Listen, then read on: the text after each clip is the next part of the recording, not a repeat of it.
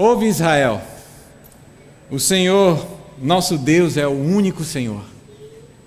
Amarás, pois, o Senhor teu Deus de todo o teu coração, de toda a tua alma e de toda a tua força.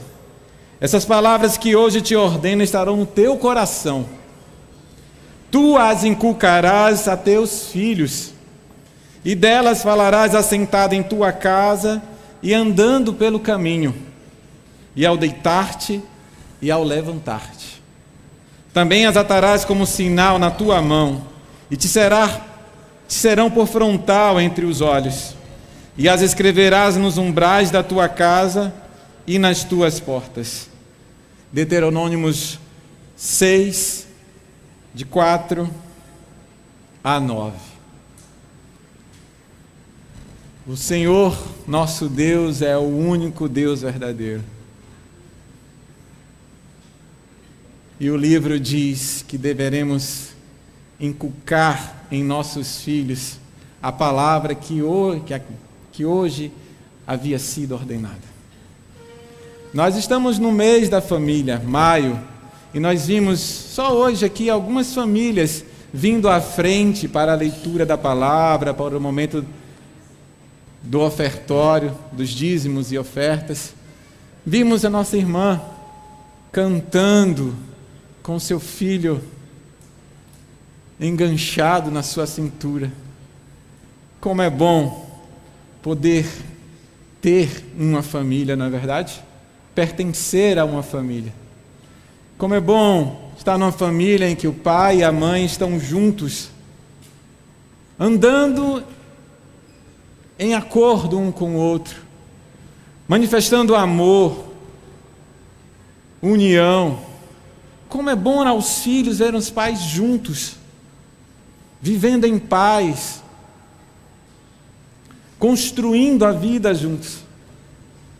Infelizmente, nem todos podem contar com a família estruturada, com pai e mãe presentes. Por diversos motivos, as famílias se desfazem e precisam encontrar novas configurações. Eu, por exemplo, fui criado por alguns anos por meus avós. Eu me lembro de um dia dos pais aqui na igreja, que todas as crianças que estavam participando da apresentação, no domingo de manhã, nenhum dos pais biológicos, naturais daquelas crianças estavam ali. Uma tinha o tio como pai, outra o avô. Algumas famílias, por conta da morte, das doenças, têm a ausência de alguém importante e querido. Mas a vida vai se rearranjando. Deus vai entrando com seu cuidado e providência. E as ausências, na medida do possível, vão sendo supridas. Quando isso acontece, aqueles que são atingidos por essas adversidades, mesmo quando a morte atinge uma pessoa já em idade avançada, a sua ausência marca aquela família. Mas, enfim, grande bênção do Senhor é poder ter uma família com todas as pessoas presentes.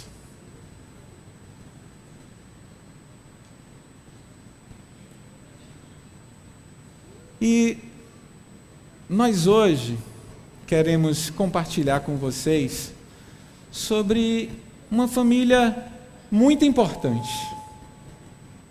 A família do menino Jesus. Eu quero compartilhar com vocês um pouco da história de José e de Maria, os pais de Jesus, e como foi desafiador para essas duas pessoas, esses dois servos, uma serva e um servo do Senhor, serem os pais daquele que se revelou o Messias, o Salvador da humanidade. Nós vamos ler alguns textos bíblicos no Evangelho de Lucas e de Mateus. No capítulo 1 de Lucas e depois no capítulo 1 e 2 de Mateus. A história de Maria e José, em Lucas, começa a ser contada, como eu disse, no capítulo 1, no versículo 26. Esse texto diz que no 6º mês da gravidez de Isabel, mãe de João Batista, um anjo chamado Gabriel, um anjo do Senhor, foi a uma pequena cidade, está muita microfonia aqui, a uma pequena cidade chamada Nazaré. Isso está me incomodando muito. Chamada Nazaré, na Galileia, uma cidade nas montanhas.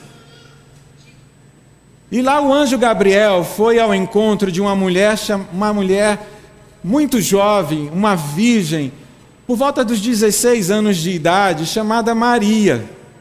16 anos de idade. Essa menina para os termos de hoje, né? Aqui a gente tem algumas meninas aqui à frente, com um pouco mais de 16, né? 17, 15. Hoje são adolescentes. Mas naquela época, a adolescência ainda não existia. Eram já jovens mulheres, que preparadas para o casamento. E essa pequena Maria, essa jovem, já estava prometida a um homem um pouco mais velho, por volta dos seus 40 anos, conforme alguns estudos mostram, chamado José. Maria e José eram pessoas simples. José era carpinteiro, um artesão, lidava com trabalhos braçais, trabalhava madeira. E Maria, a única informação que nós temos é que ela era uma virgem, uma jovem, prometida a José. E Gabriel, então, o anjo do Senhor, foi até Nazaré e falou com Maria. Versículo 28 do capítulo 1 de Lucas. E entrando o anjo aonde estava Maria, disse: alegra-te, muito favorecida, o Senhor é contigo. Ela, porém, ao ouvir esta palavra, perturbou-se muito e pôs-se a pensar no que significaria esta saudação. Maria ouviu a saudação do anjo e se espantou. E o anjo continuou dizendo: olha, você foi escolhida. Você será a mãe do Salvador. E ela, como se ainda sou virgem, não conheço homem algum. O anjo esclarece a Maria que ela conceberia do Espírito Santo de Deus. E o anjo fala quem seria o filho de Maria. Os versículos 31 a 33 de Lucas 1 diz: eis que conceberás e dará à luz um filho, a quem chamarás pelo nome de Jesus. Este será grande e será chamado Filho do Altíssimo. Deus, o Senhor, lhe dará o trono de Davi, seu pai. E ele reinará para sempre sobre a casa de Jacó, e o seu reinado não terá fim. Gabriel diz a Maria que ela será a mãe do Messias, que a criança que iria ser gerada no seu ventre seria o Salvador do seu povo e de toda a humanidade. Que glória, que poder, mas também que responsabilidade. Imagine uma jovem de 16 anos de idade, ainda sem de fato começar a sua vida adulta, receber este encargo. Porque ela veria a criança que sairia do seu ventre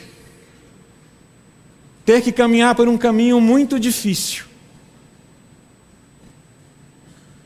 ter que se tornar quem ele era, o Filho de Deus, o Filho do Deus Altíssimo. Jesus significa Yahvé salva. O próprio nome que o anjo disse que ela teria que dar ao seu filho já trazia o peso da missão que ele iria cumprir. Imagine você vendo a sua criança, seu filho amado, que hoje está ainda no seu colo, começando a dar os primeiros passos, olhar para ele e saber o seu destino.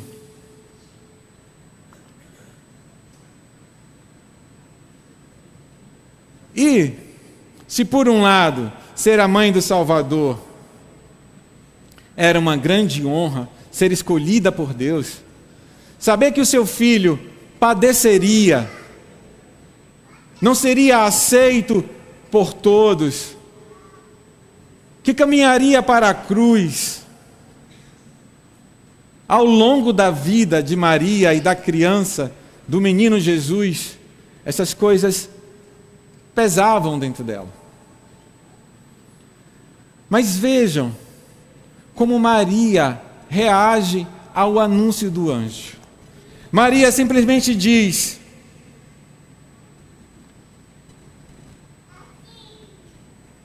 aqui está a serva do Senhor. Aqui está a serva do Senhor, que se cumpra em mim conforme a tua palavra. E o anjo se ausentou dela.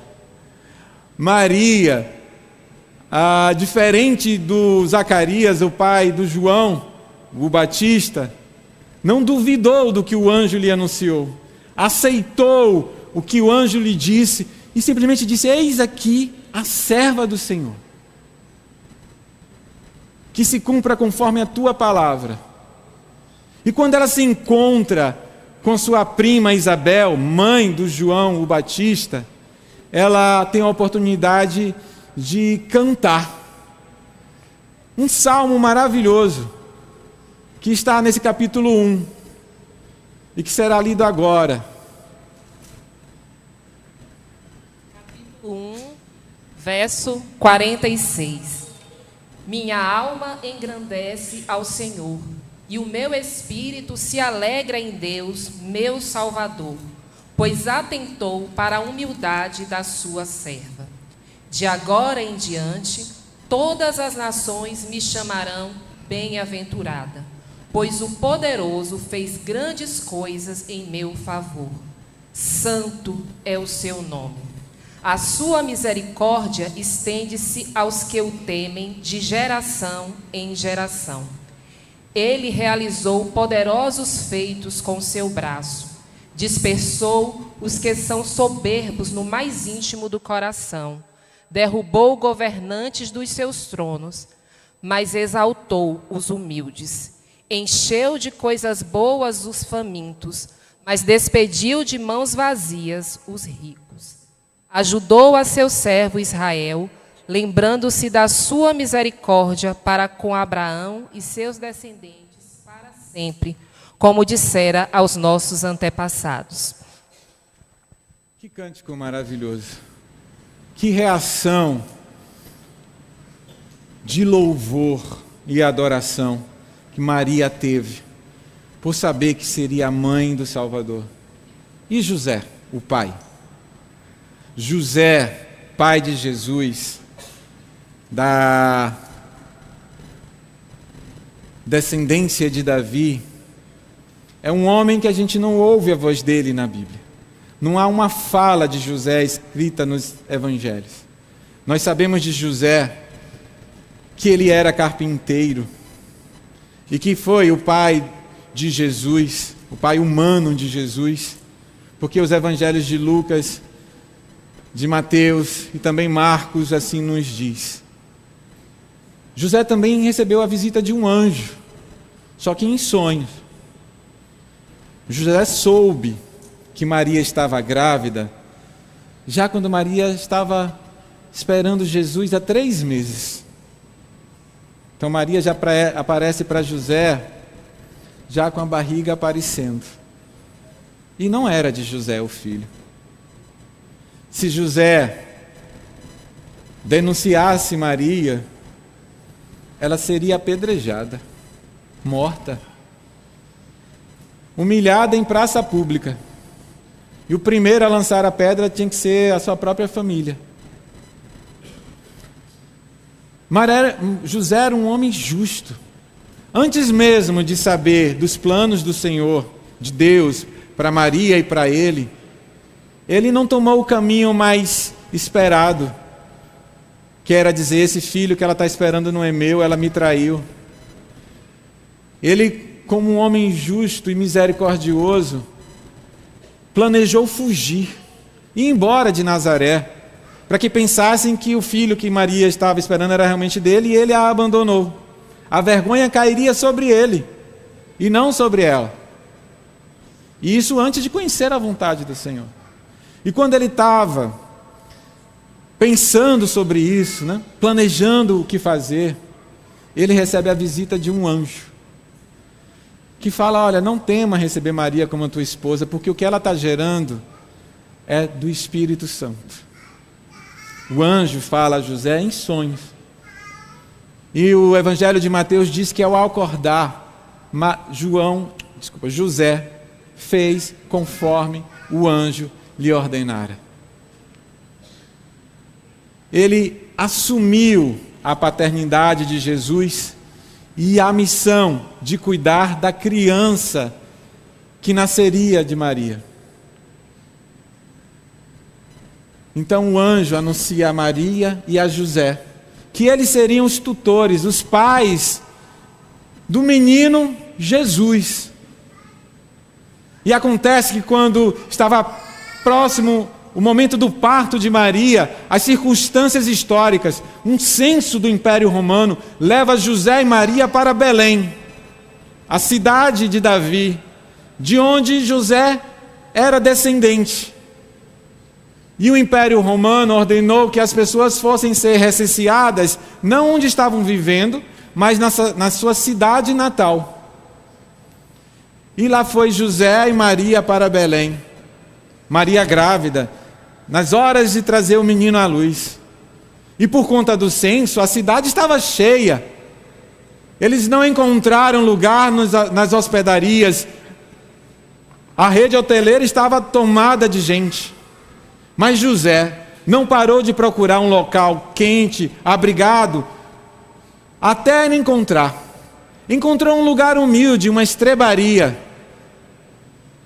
E ali, o Filho de Deus, num estábulo onde ficavam os animais, o Filho de Deus veio a este mundo. Poderia ter nascido em palácios, poderia ter sido confiado a pessoas da elite do templo, que o instruiria na lei, na religião judaica. Mas Deus confiou o seu filho a um casal de gente humilde, de gente simples, que não teve lugar onde se hospedar em Belém e teve que levar a esposa para um estábulo com cheiro de bicho, de ovelha, de vaca, de cavalo, de burro, e no coxo, onde colocava a ração, o feno para os bichos comerem. O coxo foi o berço do menino rei, do Messias, do Salvador, daquele que nos trouxe a salvação. Nós, quando estamos esperando uma criança nascer, as mães, os pais preparam enxovais, o melhor possível, de acordo com as suas condições. Eu lembro que quando Beatriz, a mais velha, nasceu, era moda o berço americano, grandão, que depois virava cama. Mas a minha filha e os meus 3 filhos, graças ao meu bom Deus, eu pude colocá-los num berço. Mas o Filho de Deus, o Altíssimo, foi posto numa manjedoura. Mas mesmo lá no estábulo, no coxo, José e Maria, pai e mãe, estavam ao lado de seu filho. Naquele lugar quentinho, por conta dos animais e do feno, Maria pôde amamentar a Jesus. Mas não foi só Maria e José que receberam essa revelação dos anjos, não. Mais gente ficou sabendo que esse menino estava por nascer. O texto de Lucas diz que nas vizinhanças de de Belém, pastores cuidavam dos rebanhos de ovelha à noite. E esses homens simples também, pastores, foram avisados por anjos de que em Belém, na cidade de Davi, havia nascido o Cristo, e os instruiu aonde encontrá-lo. Eles deixaram seus rebanhos no campo e encontraram aquela criança numa manjedoura. E contaram o que havia acontecido, que haviam visto os anjos que disseram que aquela criança era o Cristo, o Filho de Deus. E o texto diz que Maria ouvia todas essas coisas e meditava calada no seu coração. Ela sabia que seu filho era o Cristo. Mas aquelas coisas a assustavam. Porque ela estava vendo, na verdade, naquele berço, uma criança, um bebê, um pequenino, indefeso, frágil, que precisava ser alimentado no seu seio, precisava que trocasse as fraldas, que ainda não sabia andar. Mas além dos pastores, o Senhor Deus também anunciou o que a Bíblia nomeia como magos do Oriente. Provavelmente astrônomos, pessoas que observavam as estrelas e que viram surgir nos céus uma nova estrela. E que não sei de que forma eles sabiam que essa estrela, foi revelada a eles, que essa estrela era o anúncio do nascimento de um rei. E que eles deviam seguir essa estrela para encontrar este rei que havia nascido e adorá-lo e entregá-lo presentes. Esses magos estiveram com o rei em Jerusalém, chamado Herodes. Herodes o Grande, um homem louco, assassino, paranoico, que matou a esposa e muitos dos seus filhos com medo que eles tomassem o trono. E os magos dizem a Herodes: olha, nós estamos seguindo uma estrela que nos mostrará onde nasceu o rei dos judeus. O Herodes, que via sombra, fantasmas, demônios em qualquer lugar, falou: opa, um rei? Eu sou o rei. Que história é essa de ter nascido um rei? Sacerdote, vem cá, que história é essa aí? Vai nascer um menino que vai se tornar rei? Vai sim. As profecias dizem que essa criança nascerá em Belém. E então os magos seguem para Belém. E Herodes fala assim: se vocês o encontrarem, quando os encontrarem, volte e me conte, porque eu também quero adorá-lo. Coisa nenhuma. O que Herodes queria era matar aquele que ameaçava o seu trono. Os magos foram, encontraram a criança, entregaram os presentes e foram alertados também que não devia voltar e contar a Herodes, porque ele tentaria matar aquela criança. Foram embora, tomaram outro caminho, outro rumo. E quando Herodes se cansa de esperar, louco, assassino, ele manda matar todos os meninos de até 2 anos de idade em Belém e nas vizinhanças, só por garantia de que seu trono não seria tomado por nenhum Messias, nenhum menino que nasceu para ser rei. E mais uma vez, o Evangelho nos mostra que o anjo veio e falou com José. Disse: olha, fuja, tome a Maria e a Jesus e parta para o Egito, porque Herodes tentará matá-lo. José, obediente, toma a criança e a mãe e partem para o Egito. E lá no Egito eles ficam seguros. O Egito não era um lugar tão estranho assim. Muitos judeus viviam no Egito desde muito tempo, por conta dos países que dominaram Israel.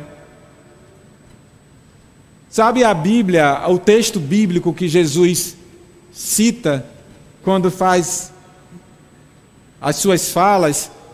O texto bíblico que os evangelistas usam é uma tradução da Torá do hebraico para o grego que foi feita lá no Egito. A história conta que sábios, eruditos de Jerusalém foram levados para o Egito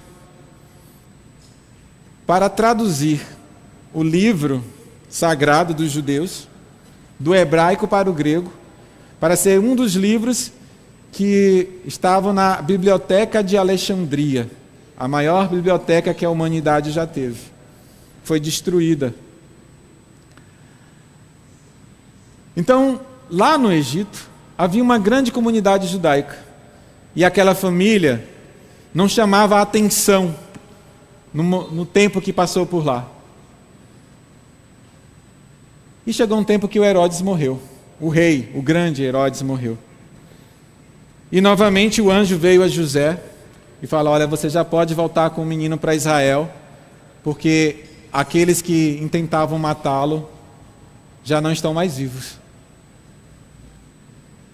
E José: tá bom, vou voltar. Só que José soube que no lugar do Herodes, o louco, o grande louco, o grande assassino, tinha tomado o trono seu filho Arquelau, tão perverso contra o seu pai.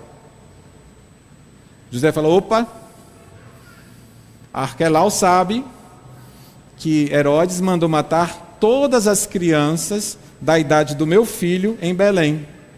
Se eu aparecer por lá, logo ele saberá, sobrou um.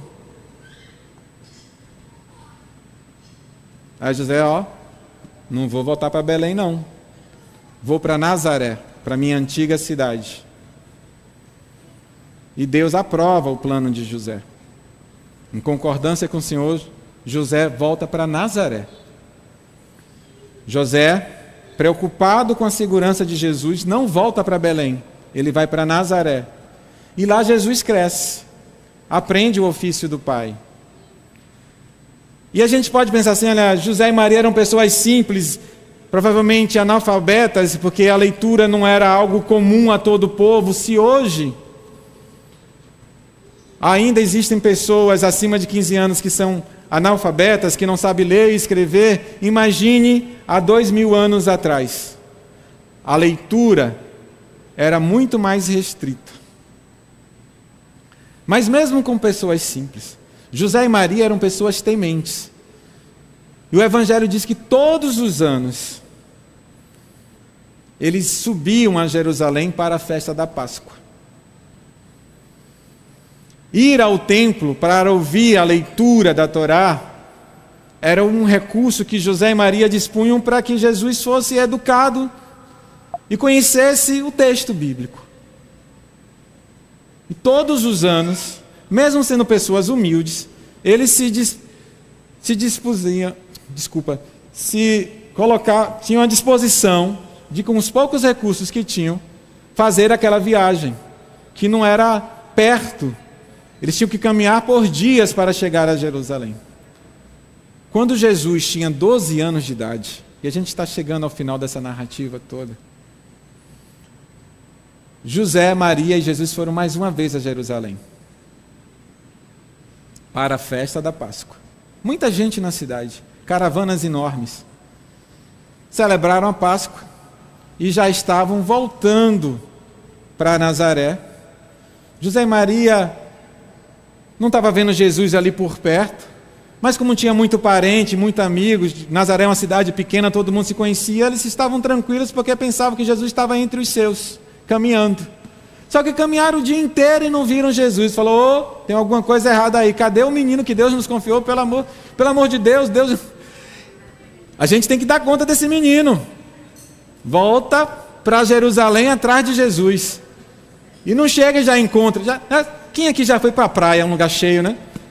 Tá todo mundo lá reunido, de repente, cadê o pequeno? Sumiu. Você fica doido assim para procurar, tem que achar, fica pensando, caiu no abismo, entrou na água, pode ter se afogado, a gente tem que encontrar ele o quanto antes possível. Lá vai José e Maria para Jerusalém.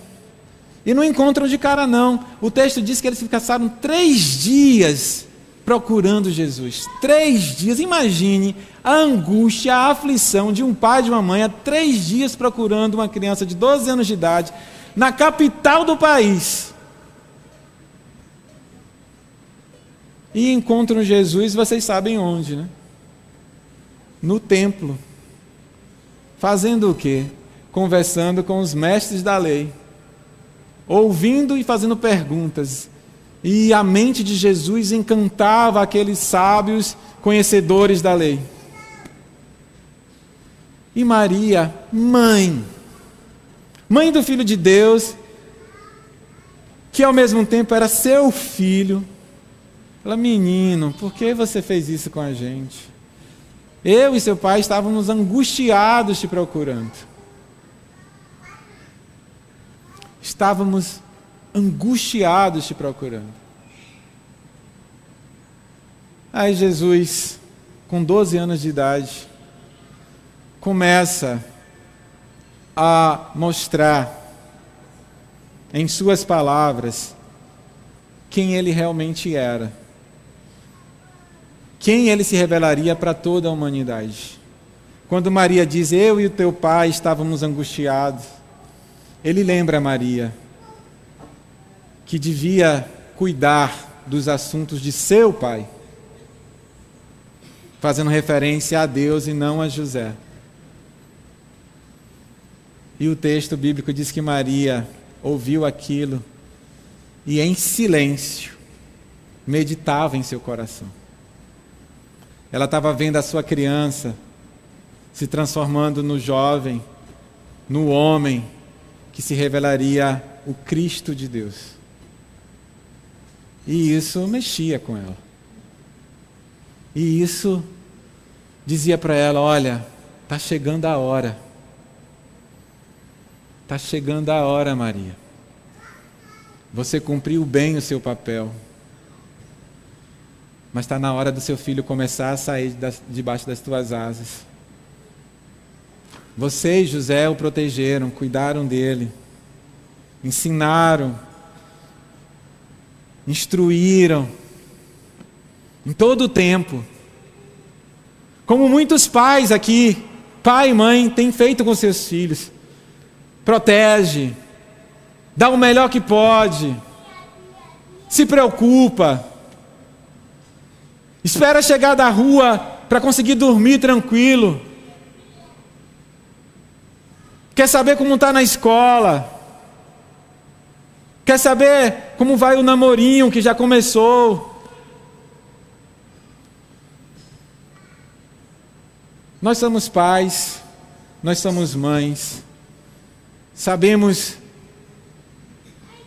como os nossos filhos são bênçãos, mas também nos trazem muitas preocupações, porque temos responsabilidade com o cuidado deles, com a instrução, porque os nossos filhos são a herança do Senhor.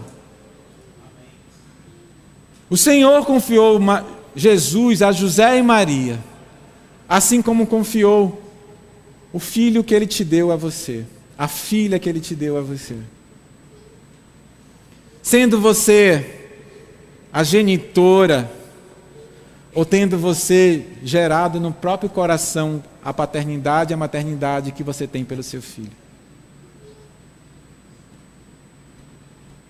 E Jesus, dizendo isso a Maria, Deus estava dizendo no coraçãozinho dela, está chegando a hora dele se revelar. Quando os pastores visitaram o menino ainda na manjedoura e falaram que os anjos tinham anunciado que aquela criança era o Cristo, o Messias, o herdeiro do trono de Davi, lá naquele momento, esse versículo se repete. E Maria ouvia tudo isso em silêncio e meditava em seu coração. Como eu disse, os textos do Evangelho não trazem nenhuma fala de José, só as suas atitudes. Mas as suas atitudes nos revelam que José, ele era um homem justo. Nós já falamos isso no início. Ele não expôs Maria, mesmo antes de saber a vontade de Deus. Que José era um homem protetor. Ele fugiu para o Egito. Ele arrumou um lugar para Maria ter a criança. Ele trouxe, quando trouxe de volta Jesus para Israel, ele não foi de volta para Belém, porque temia que aquele rei louco, filho do louco maior, pudesse intentar contra aquele menino que era da idade das crianças que o pai havia mandado matar. E Maria era uma serva fiel, uma discípula do próprio filho. E antes de ser discípula do próprio filho, mostrou-se completamente obediente a Deus. E mesmo tendo as angústias de mãe, não deixou que os seus medos, que seu senso de proteção atrapalhasse os planos de Deus para o seu filho. Vocês sabem que o primeiro milagre que Jesus realizou, que o Evangelho de João nos relata, na festa do casamento em Caná da Galileia, que Maria fala para Jesus: olha, acabou o vinho. Dizendo para ele: faz alguma coisa, eu sei que você pode. E Jesus disse: que tenho eu com isto, mulher, ainda não é chegada a minha hora. Ela não continua debatendo com ele, ela se cala.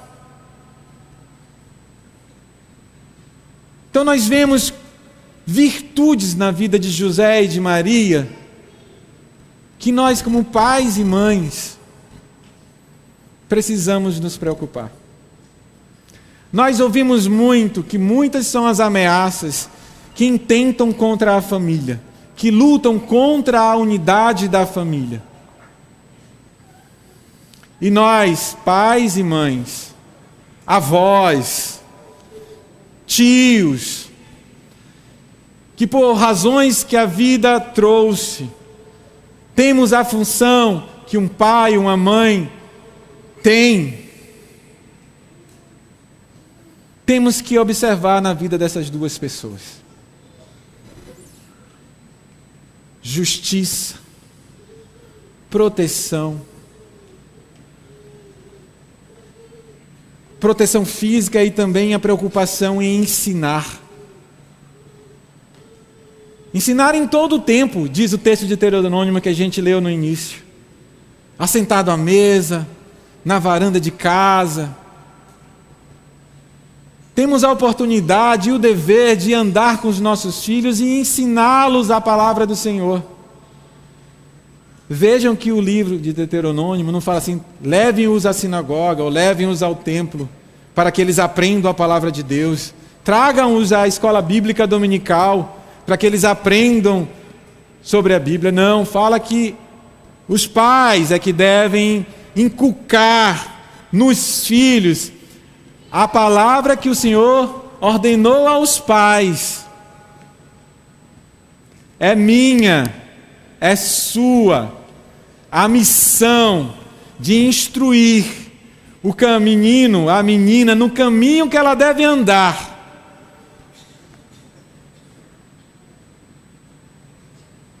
Para que em momento nenhum da vida, seu filho, sua filha, se desvie desses preceitos que foram lhes ensinados por você, mãe e pai. Vejam que mesmo sem termos o registro de uma fala de José, quando Jesus anuncia o reino de Deus, a chegada do reino de Deus na sinagoga em Nazaré, falaram: não é este o filho de José? Para aqueles da pequena cidade de Nazaré, Jesus não era o filho do Deus Altíssimo. A referência que eles tinham daquele que estava lendo o texto de Isaías era o seu pai, a sua mãe e seus irmãos.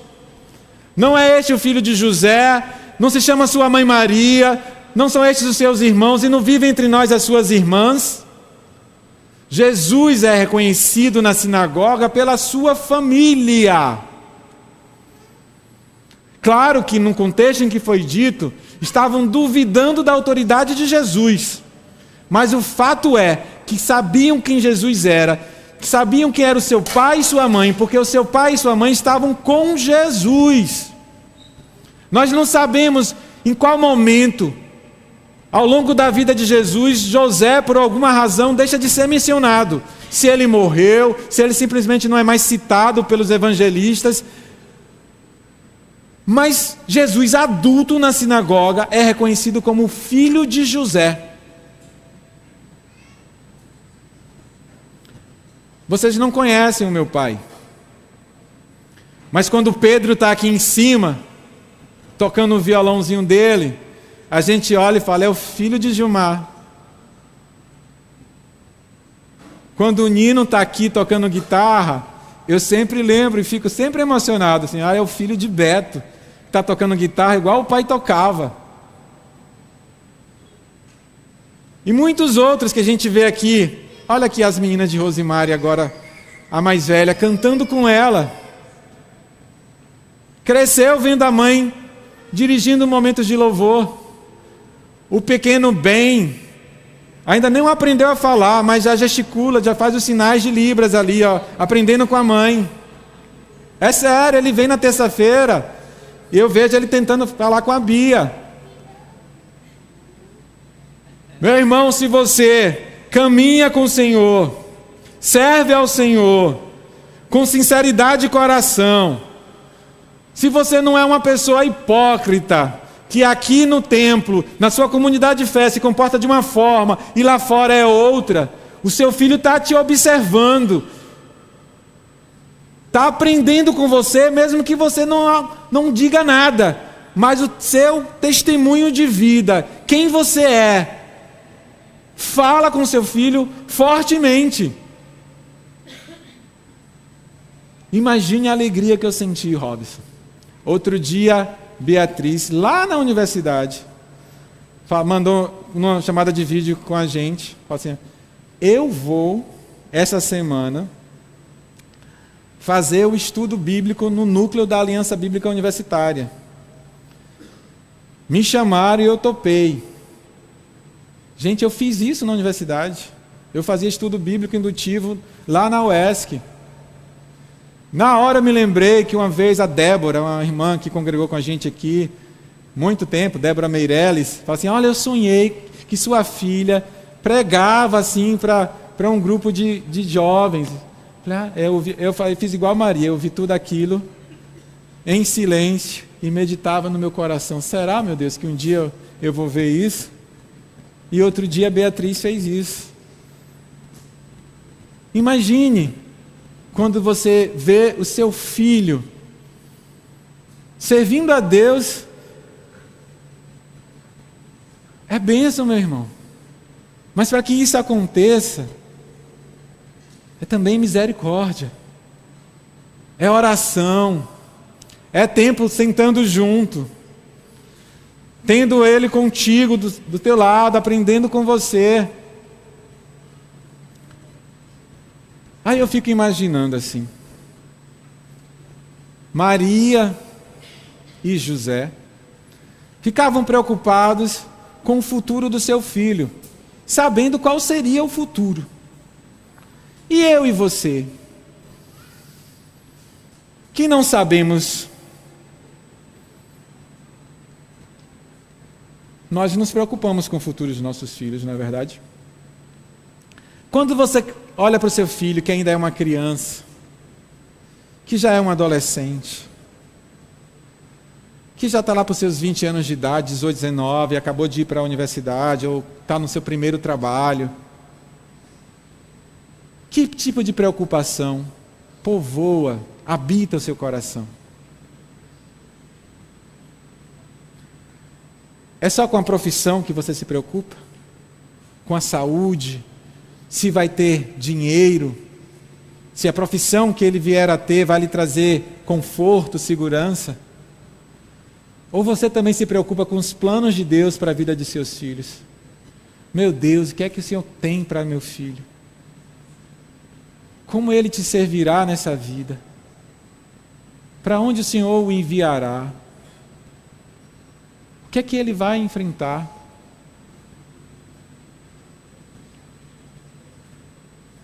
Entre os judeus, era costume oferecer a Deus os meninos primogênitos. O próprio José e Maria foram, cumprida o tempo da purificação de Maria e de Jesus, apresentar Jesus no templo. E ofereceram o primogênito a Deus. Nós temos também a mãe do profeta Samuel, a Ana. Depois de clamar por muitos anos por um filho, finalmente tem um filho e fala: Senhor, é teu. E não é só assim, é teu, vou continuar cuidando dele até a idade adulta, para o Senhor revelar o que o Senhor tem para ele. Não, é teu, toma, está aqui, vai crescer aí, no templo.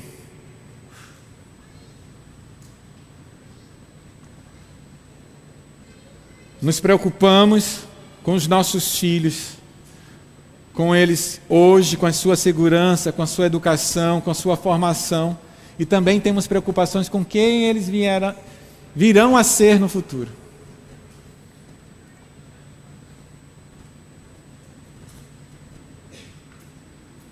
E em tudo, devemos pôr a nossa confiança no Senhor. Porque assim como José e Maria foram pais de Jesus, e o Senhor os auxiliou, o Senhor está conosco, e Ele nos auxilia, nos ajuda, e cuida dos nossos filhos. Mas Ele espera que nós, como pai e mãe, assim como José e Maria, cumpram o seu propósito, a sua missão, de cuidar dos filhos que o Senhor nos confiou, ou que o Senhor ainda há de nos confiar. Amém?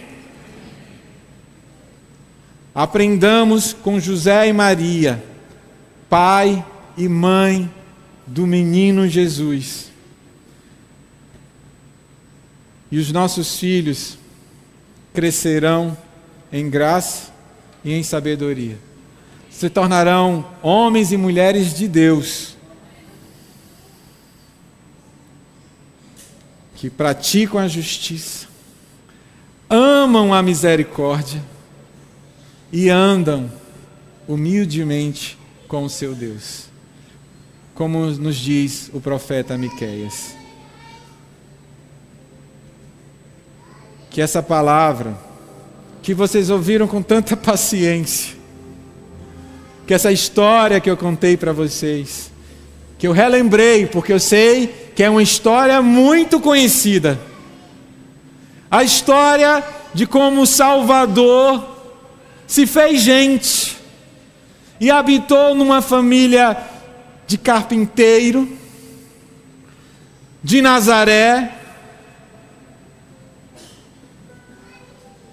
e se revelou Cristo de Deus, Salvador de todos nós, Senhor, que mesmo antes de ser um menino da manjedoura, estava com o Pai na eternidade, e que todas as coisas foram feitas por Ele e para Ele.